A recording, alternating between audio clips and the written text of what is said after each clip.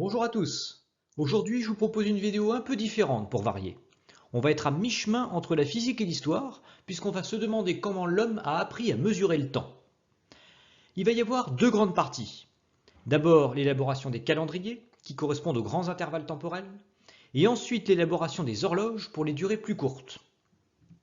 On va surtout se focaliser sur le point de vue occidental, au sens large du terme, c'est-à-dire celui qui démarre avec l'Égypte et la Mésopotamie. Tout simplement parce que c'est ce qui a conduit à la définition internationale de la seconde et des autres intervalles de temps. Déjà, il y a un intervalle de temps qui est immédiatement visible, c'est la journée. Il n'y a même pas besoin d'être un homo sapiens pour s'en rendre compte. Après le jour, c'est la nuit. C'est la base. L'autre intervalle de temps immédiatement perceptible, c'est l'année. Sauf à l'équateur, on perçoit bien les saisons qui s'enchaînent. Mais c'est là qu'on est confronté à la première grande question. Combien y a-t-il de jours dans une année? Est-ce que c'est toujours pareil ou est-ce que ça varie? C'est pas si évident de répondre à ça. En Égypte, par exemple, c'est surtout le retour des crues qui marque la nouvelle année. Mais on se rend assez vite compte que c'est fluctuant. Certaines années font 350 jours, d'autres 380, selon que les crues sont tardives ou pas. Du coup, le calendrier agricole est super utile, mais c'est pas très propre d'un point de vue cosmique, puisque ça ne permet pas de caler une année régulière. Heureusement, il existe un troisième intervalle de temps qui va s'avérer très utile, le mois. Il est donné par le cycle de la Lune. Pleine Lune, dernier quartier, nouvelle Lune. Si on compte, on réalise qu'une lunaison dure 30 jours en arrondissant. Du coup, les prêtres en ont fait la définition du mois. Au passage, le découpage d'une lunaison en 4 parties a aussi donné naissance à la semaine de 7 jours, introduite plus tardivement par les Mésopotamiens. Mais ce qui est fort, c'est que 12 fois 30 jours, ça fait 360 jours, ce qui correspond justement à une année agricole moyenne. Bingo!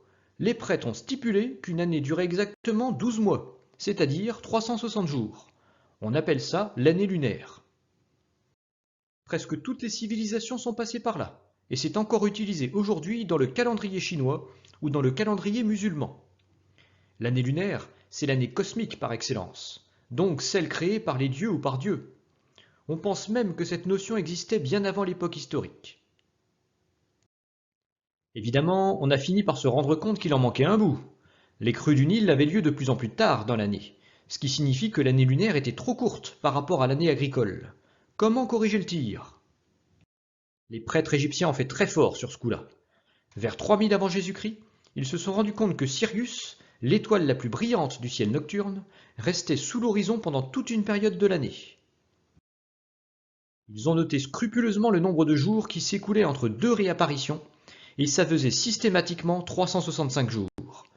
Sans le savoir, ils avaient mesuré pour la première fois la période de révolution de la Terre autour du Soleil. C'est pile ce qu'il fallait pour se raccorder à l'année moyenne agricole. Les Égyptiens ont donc défini une année zodiaque de 365 jours qui a longtemps coexisté aux côtés de l'année lunaire de 360 jours. Les 5 jours en plus étaient appelés les épagomènes, et ils étaient perçus comme maléfiques, vu que ça cassait la perfection divine des 12 mois de l'année. Mais il restait encore un problème, vu que l'année comporte en réalité 365 jours et quart. L'année zodiaque elle-même était trop courte par rapport au calendrier agricole, et on a continué à voir des crues survenir de plus en plus tard dans l'année. Il y avait un décalage d'un quart de jour tous les ans en moyenne, et il fallait donc attendre 1460 ans pour que l'année zodiaque se recale sur l'année agricole. Les Égyptiens ont baissé les bras par rapport à ça. Ce sont les Lagides qui ont ajouté le concept de l'année bissextile pour tenir compte de ce quart d'année supplémentaire. Ça, c'est pour ceux qui veulent compter le nombre de jours. Mais certaines civilisations ont voulu court-circuiter tout le système en repérant directement le jour du solstice d'hiver. C'est le jour où le soleil se lève le plus au sud possible et où il monte le moins haut dans le ciel. Le problème, c'est que les différences d'un jour à l'autre sont infimes. Et en plus, il faut qu'il fasse beau plusieurs jours d'affilée. Voilà pourquoi certaines civilisations proto-historiques ont érigé de véritables monuments pour repérer la position du soleil avec une extrême précision. C'est sans doute l'un des rôles de Stonehenge, par exemple, érigé au 3e et 2e millénaire avant Jésus-Christ. Grâce à lui, les prêtres savaient exactement quand une année complète s'était écoulée.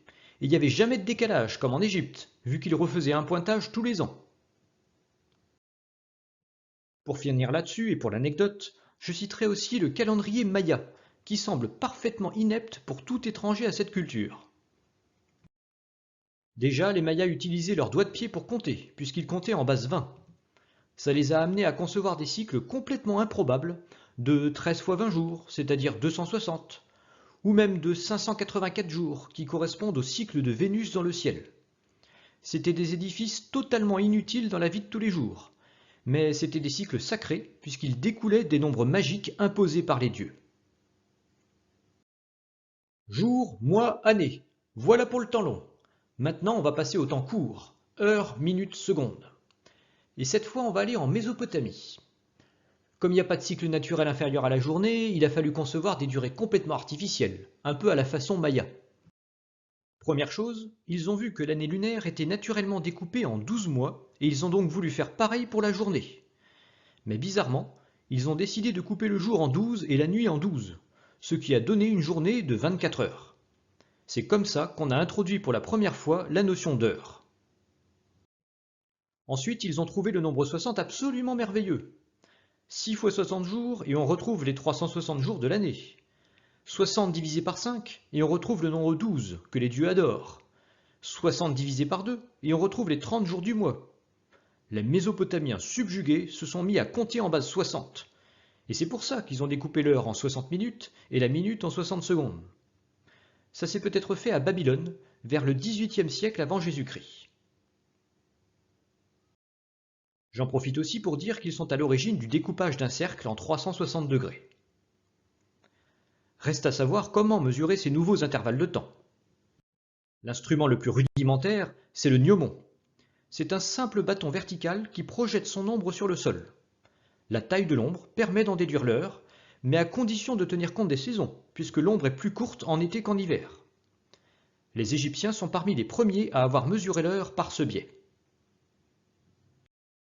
L'autre possibilité, c'est de regarder l'orientation de l'ombre au lieu de sa taille. C'est le principe du cadran solaire. Mais pour que ça marche, il faut que le support garde toujours la même direction, comme sur le mur d'un bâtiment. Si on veut emporter son horloge avec soi, il faut recourir au gnomon. Ça permet de compter les heures, mais certainement pas les minutes. Pour ça, les Égyptiens ont inventé la clepsydre. Il suffit de laisser l'eau s'écouler du récipient troué et d'ajouter des traits sur les parois. Le niveau d'eau indique l'heure ou la minute. Quand on remplace l'eau par du sable, ça donne un sablier. On en est resté longtemps à ce stade, avant de pouvoir descendre jusqu'à la seconde. Pour ça, on a testé plein de choses, mais j'ai surtout me focalisé sur le pendule. C'est une simple masse suspendue au bout d'une ficelle qui oscille naturellement. Il suffit de régler la longueur pour qu'il y ait 60 battements par minute. Évidemment, le problème, c'est d'éliminer les frottements, qui arrêtent très vite l'oscillation. Il faut trouver un moyen de relancer automatiquement le pendule à chaque battement. La petite animation permet de bien voir comment ça marche. La roue dentée est emportée par un poids qui la fait tourner. À chaque battement, l'une des dents appuie contre le balancier, ce qui permet de le relancer suffisamment pour entretenir l'oscillation. C'est le principe de l'horloge à pendule, qu'on appelle tout simplement une pendule. Les premières horloges mécaniques du XIVe siècle utilisaient des systèmes un peu différents, mais on était déjà sur ce concept de poids et de roue dentée.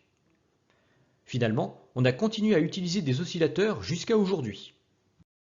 Ils sont simplement miniaturisés dans les horloges qui se montrent et qu'on appelle des montres. Ça peut être des oscillateurs mécaniques ou bien électriques, comme dans les montres à quartz. Même les horloges atomiques utilisent des oscillateurs naturels, mais qui sont cette fois de nature quantique et que je ne vais pas m'amuser à décrire dans cette vidéo.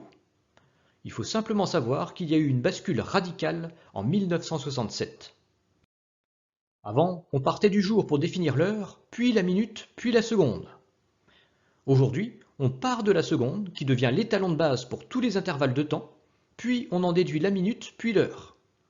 Ça veut dire en particulier qu'il n'y a plus exactement 24 heures par jour, contrairement à la définition initiale des Mésopotamiens.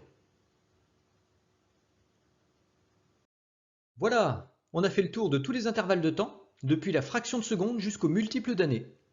J'ai surtout voulu expliquer pourquoi on a choisi ces intervalles de temps plutôt que d'autres, et comment on a réussi à les mesurer. J'espère que cette vidéo vous a plu, n'hésitez pas à me le dire dans vos commentaires. Pour ceux qui veulent en savoir plus sur ce qu'est le temps, je vous encourage à lire mon livre « La vraie nature du temps » aux éditions Ellipse. Attention quand même, il y a beaucoup de physique là-dedans, vous êtes prévenus. Merci à tous pour votre fidélité. N'oubliez pas de vous abonner et de cliquer sur la cloche pour recevoir une notification à chaque nouveauté. Et je vous dis à bientôt pour d'autres vidéos.